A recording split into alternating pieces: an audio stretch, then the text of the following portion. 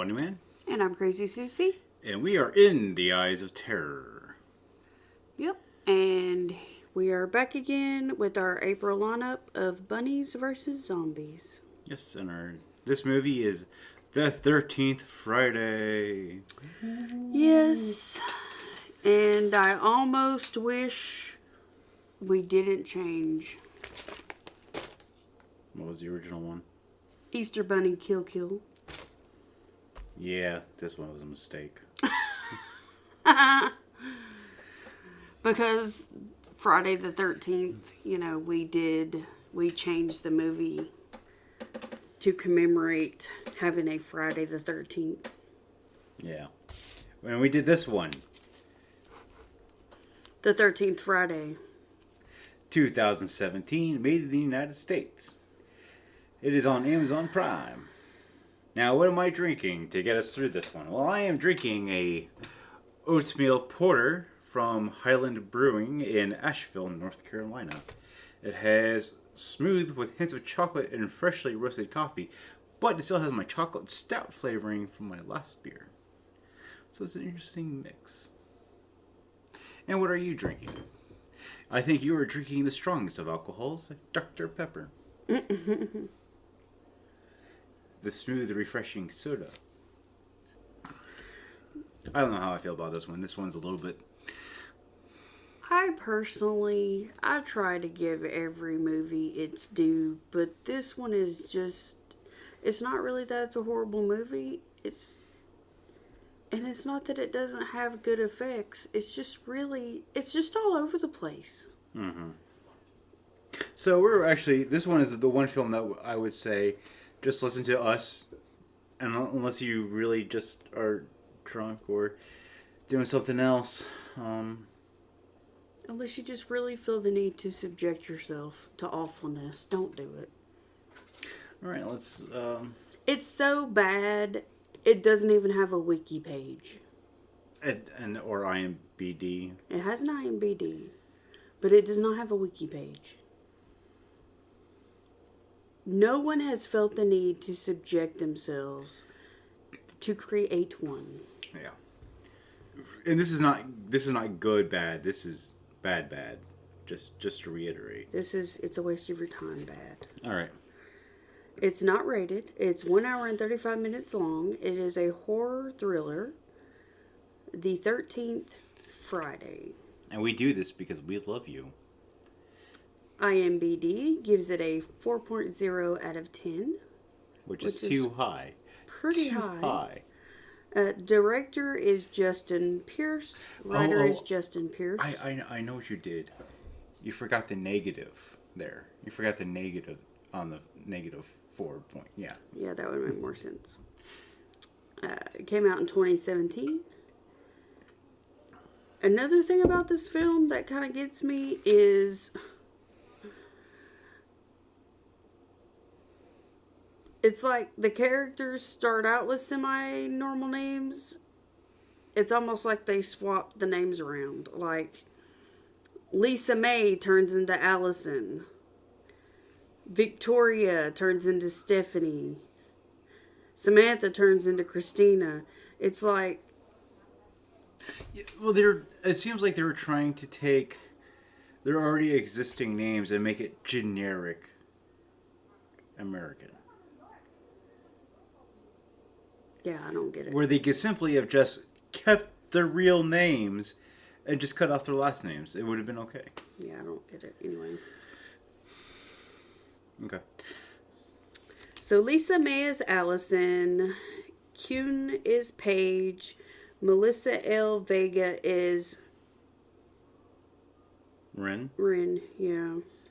Victoria Valdez is Stephanie. Snippy. It's Snippy. We have Ren and we have to have Snippy. David E. Calzares is Michael. Deanna Grace Congo is Aaron. Samantha Jo Amberu is Christina. Joseph Daniel Ellis is Kenny. Joey R. Lenez is Robert. Thurmond, they call him Thurmond too. Viviana Ozuna is Ghost. Antonio is Brian. Jose Zungia is Josh. Okay, mind you, we have watched this movie twice. And this is not like Soul Tangler. Not at all. Nowhere clear. No. I would watch that every day compared to this movie. Just saying. Alright. Soul Tangler is you almost have to be high to understand the movie because it was like he was high when he made it. But there were still enjoyable parts about it. Okay, so the storyline is a woman comes across a sinister device that opens a door to another dimension, but it leads to her daughter being possessed by a dark force. She soon discovers that her house is haunted by a vengeful spirit ready to unleash terror. It reminds me of another movie, one with a box in it. That was way better than this one. Yeah.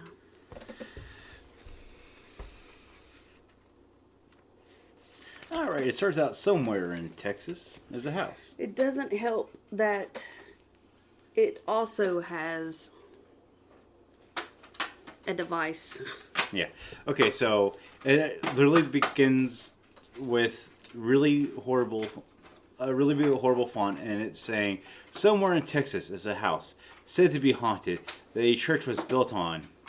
The property and family that lived in the house was never found. That guy. Okay. I put that guy in there, but basically nonsense. It's not. It doesn't really set the mood for the film.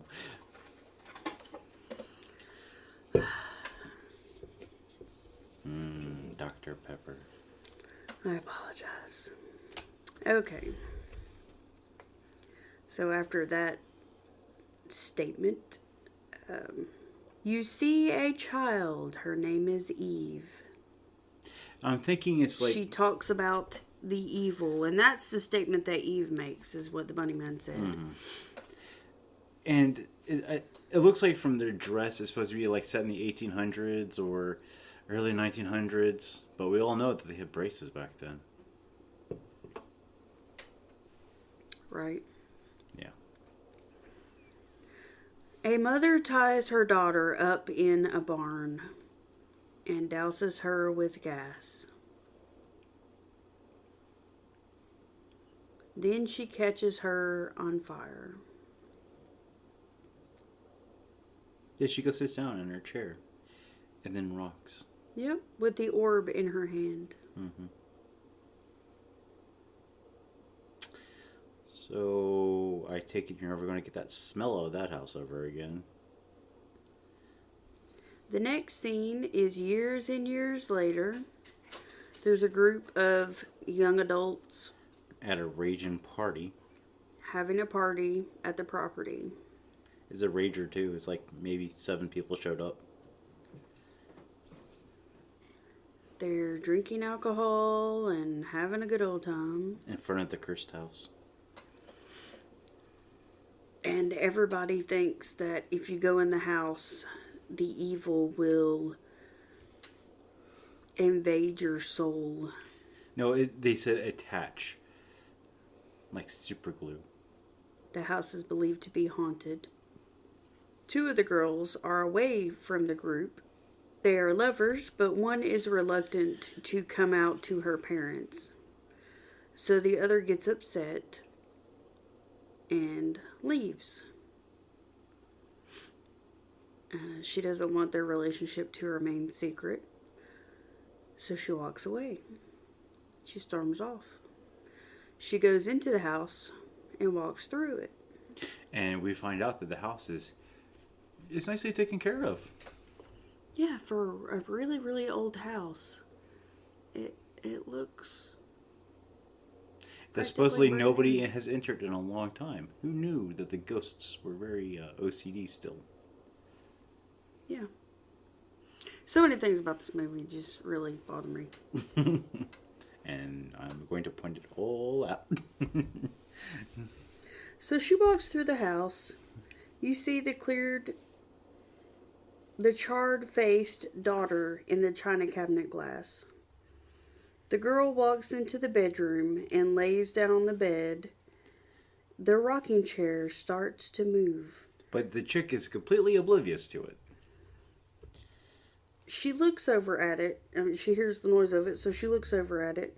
A very fake looking spider And this spider was half the budget of this film, I swear. attempts to crawl by her hand.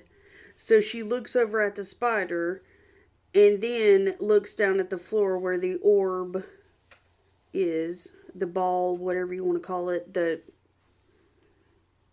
device. So she picks it up and it opens and changes from 13, the ball opens and you see all these little gears and everything in there, and they start moving around, and instead of seeing a 13 inside, you see 00. Yeah. So every time I enter a haunted house, there are a few things I always do. Number one, I look in the china cabinet and see if there's any charred children's face in it. And then I make sure to go find the bed because I just cannot stand up any longer. So I have to lay down. And then if there's an orb or a box or something that looks like I should not touch it and open it, I have to open it.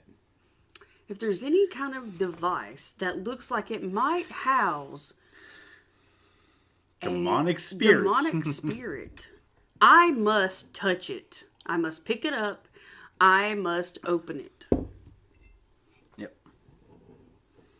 So this demonic spirit comes out of the device. Once it changes from 13 to 00, a spirit or eerie mist exits the device and enters the girl.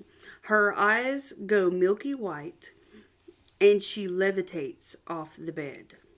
And then she proceeds to have an orgasm while levitating. And then the camera magically makes really weird, awkward situations.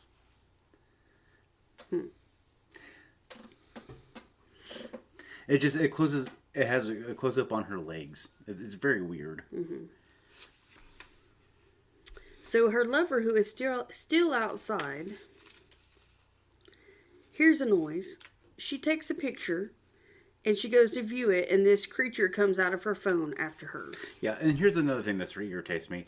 She obviously has an iPhone. She's sitting there and she's like texting, but she's not actually tapping on the screen. It's just making the noise the entire time. And then she takes up the picture, and it has like readouts on it, digital readouts, and you're like, phones don't have that.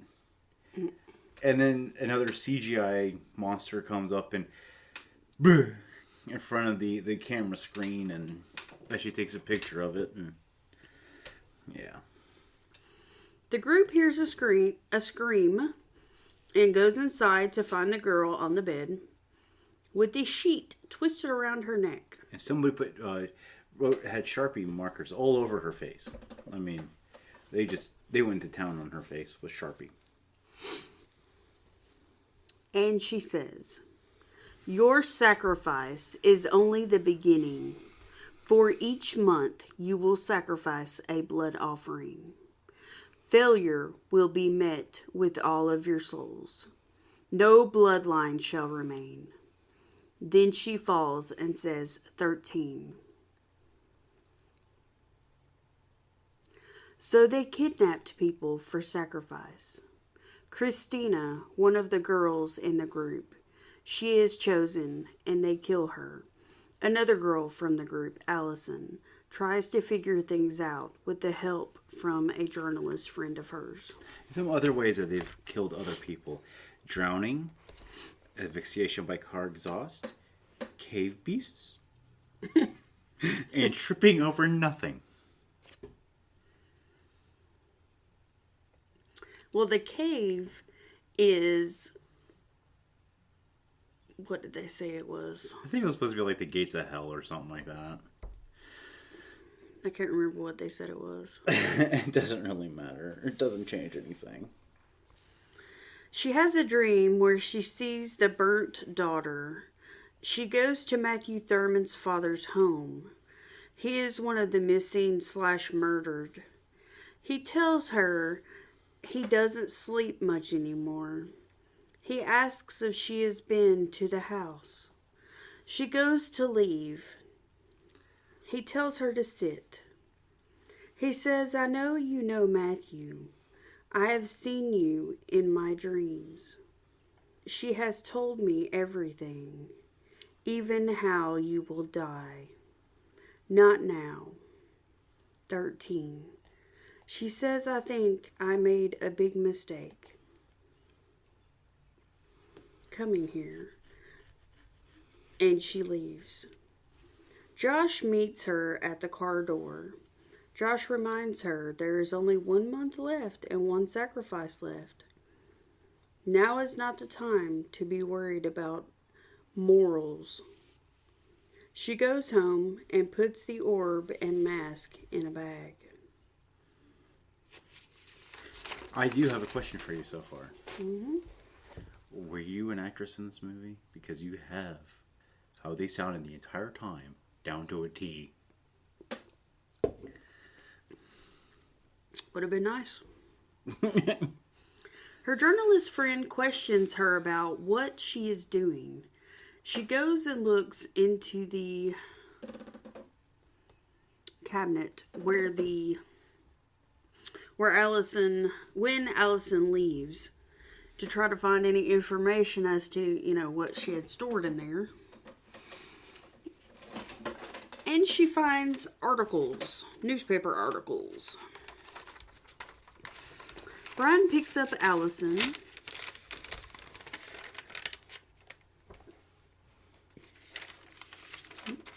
and reminds her it's almost the 13th month. So yeah, so there's this like really weird way that they said that like this was like something about because of the Gregorian calendar, which is what we actually have now. So what our calendar actually is. Something demonic, something calendar. That's basically what it turns out to be. The demons have 13 months compared to us. I don't know. It really doesn't make any sense. Okay. Yeah.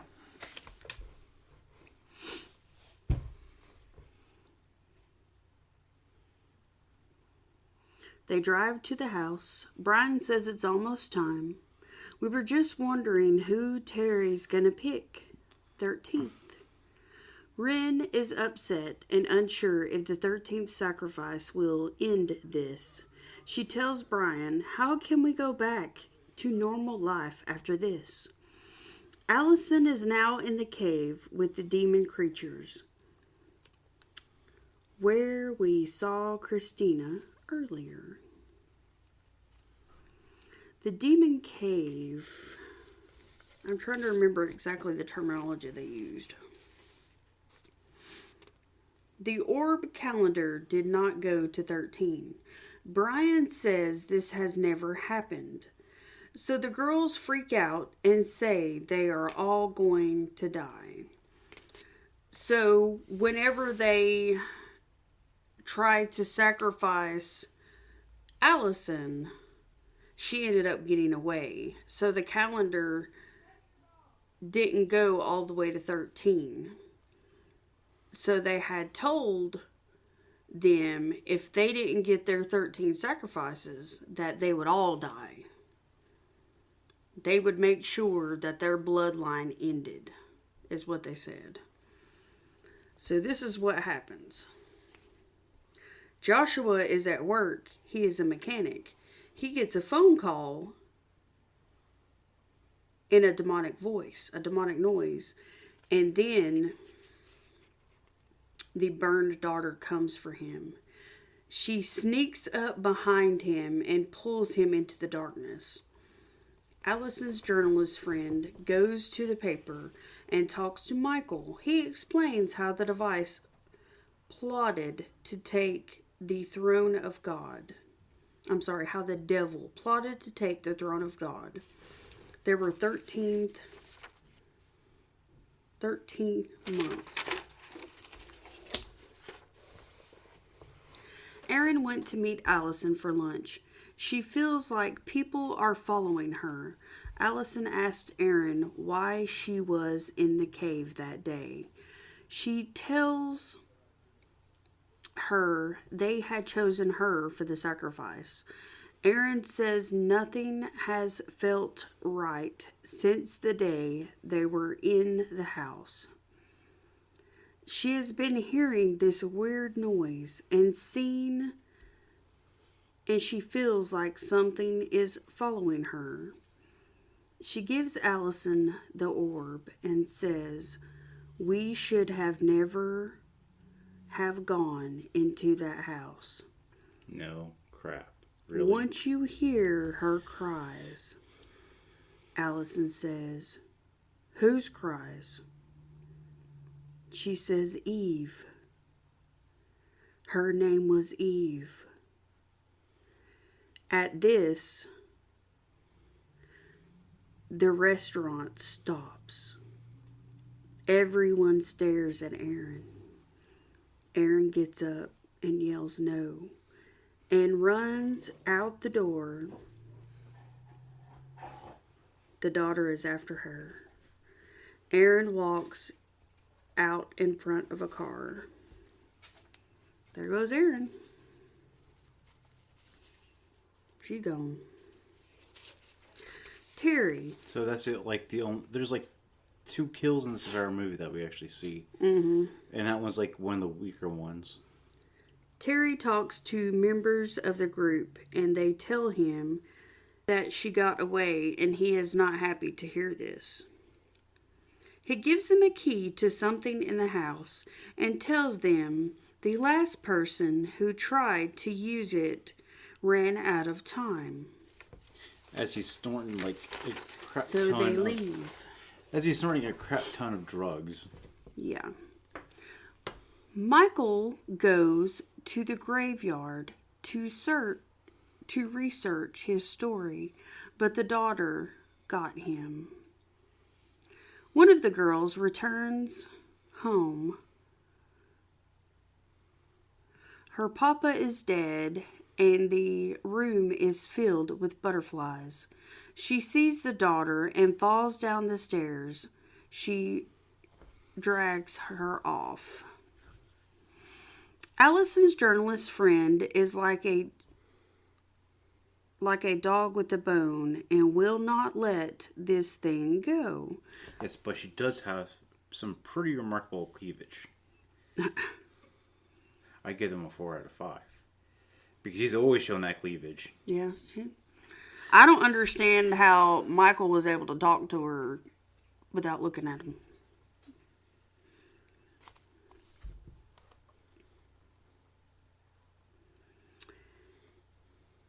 She goes to Kenny's work and snoops around.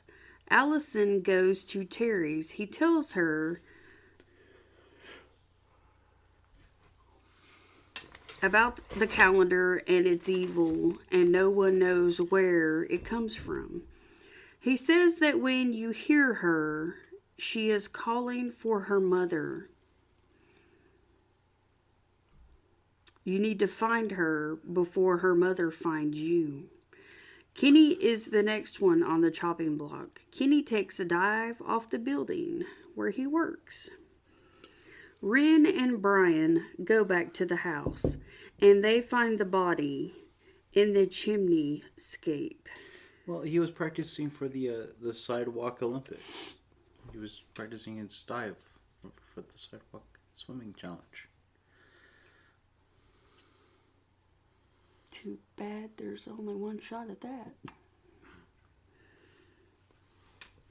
Allison returns to the house. She sees the mother with the daughter.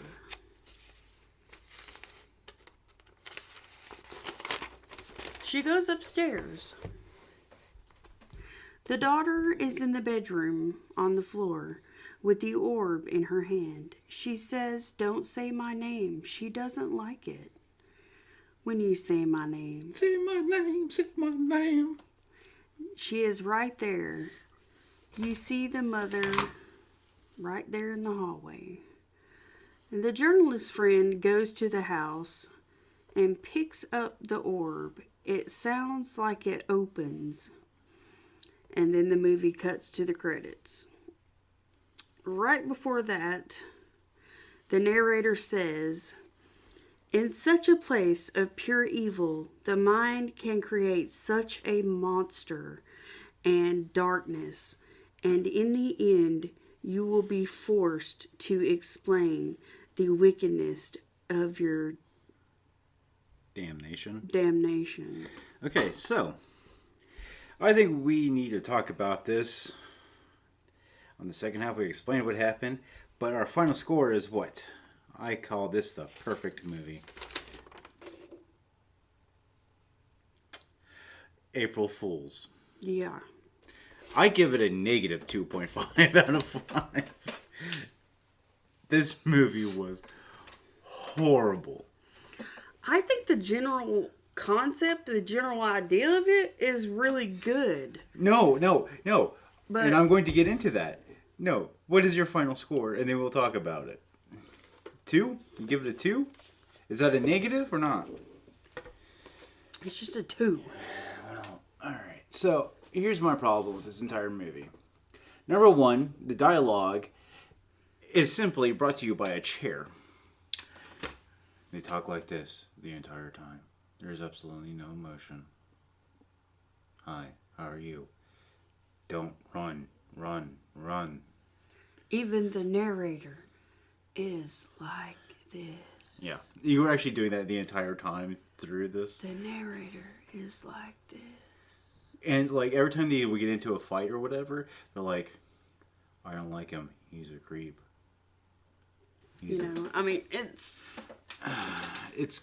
I'm sure you guys can tell if you've been listening to us very long. The movies that we like, we tend to be very upbeat about. And the movies that we don't like so much, we're not very upbeat about. And I really don't mean to be that way, but unfortunately, that's just the way it happens. Alright, so this movie, why you think it has potential? Because it does.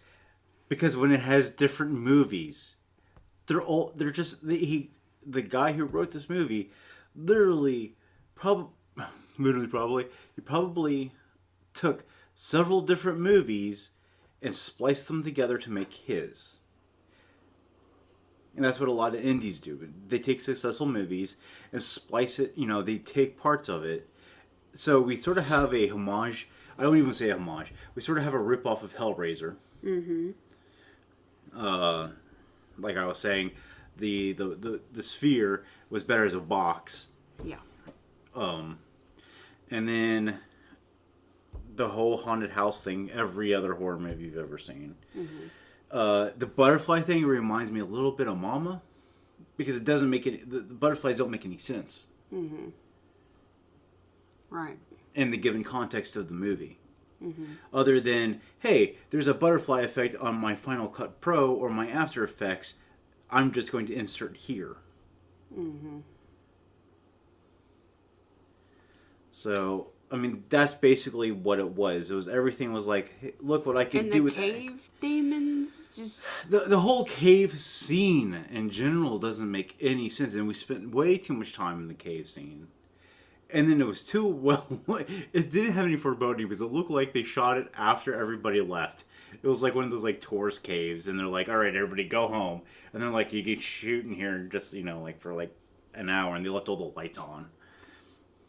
So even the torch effect didn't have... There was nothing scary. And then the demons went behind, which looked like really bad heavy metal guys. Like amateur heavy metal guys trying to be like war or whatever. And then there's some like CG rolling stones that they were behind. And the only sort of interesting part about that is if you look at the torch, that pattern that it has on the ball is in the torch. Mm-hmm. That's sort of like the only sort of like, oh, that's sort of neat. But Other than that, it was like, it makes no sense why cave beasts exist, because if it would say the house was built on top of a church that was under, which... It wasn't built on top of a church. The church was built on the same property, and she had a cave dug from the house to the church, so she... You don't have you have a tunnel. A tunnel, yes. She had a tunnel dug from the house to the church so she could pray without the devil knowing. Yeah, but it still doesn't explain said cave. If they would say it was set on top of a cave, then I'd be like, well, that's sort of...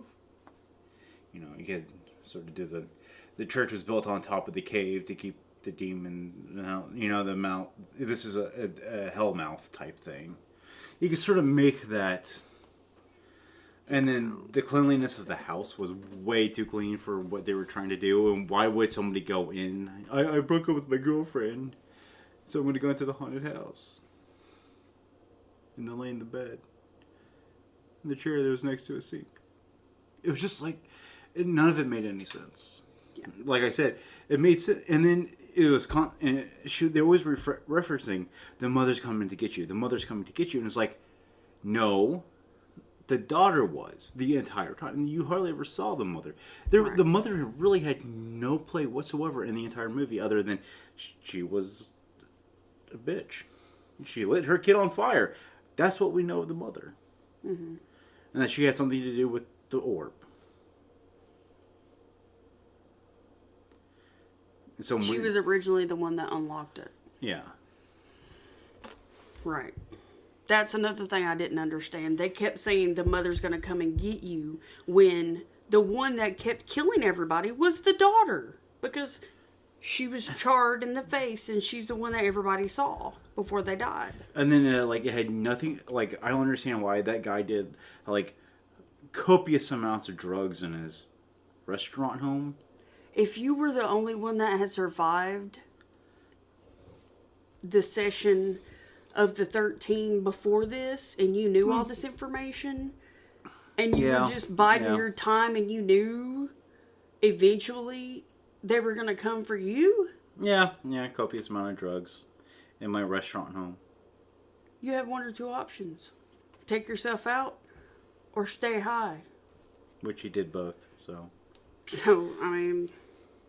He was always playing around with his gun, too. That sort of bothered me the entire time. Yeah. My head itches. I think I'll scratch my head with my gun. I'm going to act like my gun's a telephone.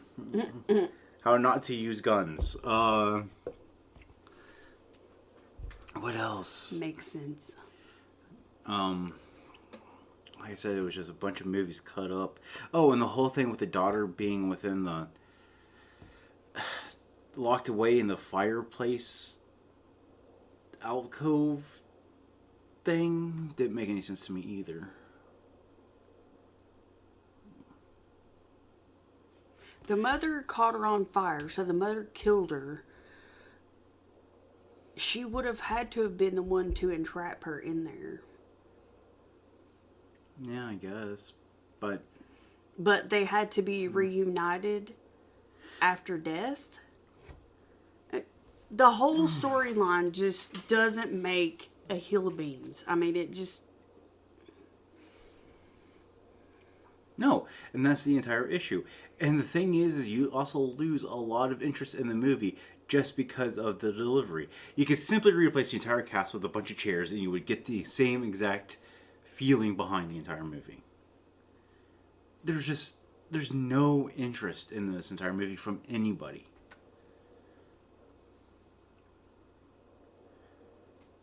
Yeah, it's... It could have been a silent film. Yeah. It could have been a silent film. And probably would have had more intensity than it does. Mm-hmm. Nothing about this movie. I mean, like I said, they obviously had inspiration from other movies, but instead of trying to bring it into their own movie, they just brought those bits into this movie.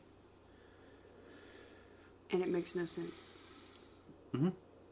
I mean, and if you watch closely, you can see the orb ball glitch. because of the CGI.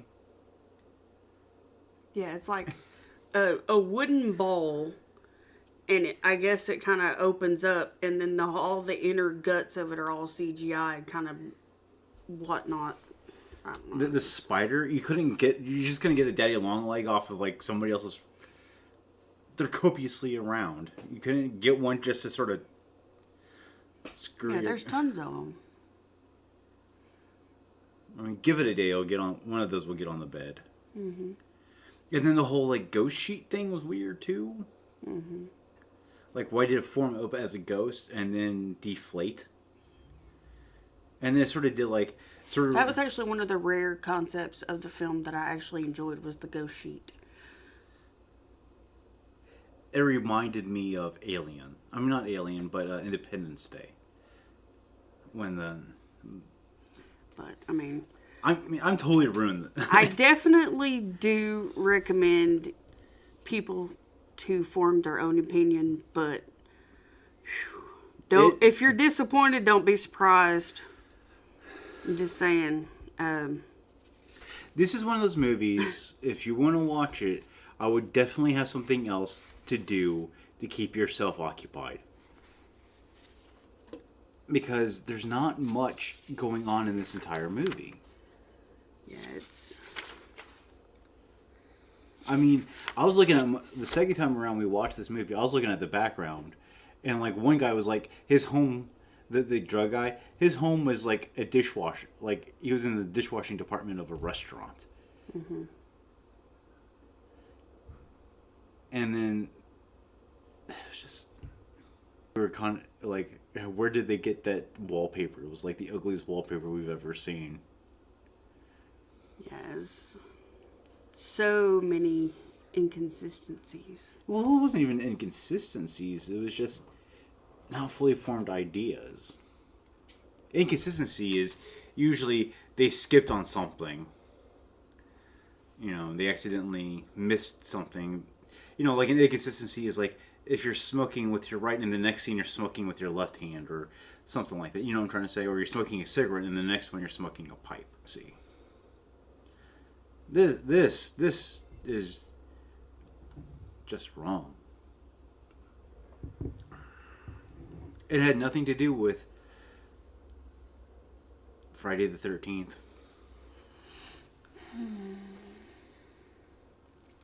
What do you want to... Think we're done? I think that's all the not so nice things we have to say about this film. Yeah, this one was really short. The last two have been pretty short, but there's not a lot to say about these. Not really. Well, that's it for this episode. Remember that we do have a merch store on Redbubble. And we do have a Patreon if you want to support us. Although we haven't been doing a lot of the illustrations lately. I need to get back into that. Anything else you want to say? No, I think that's all. Alright, thanks for watching. Scare you later. Bye.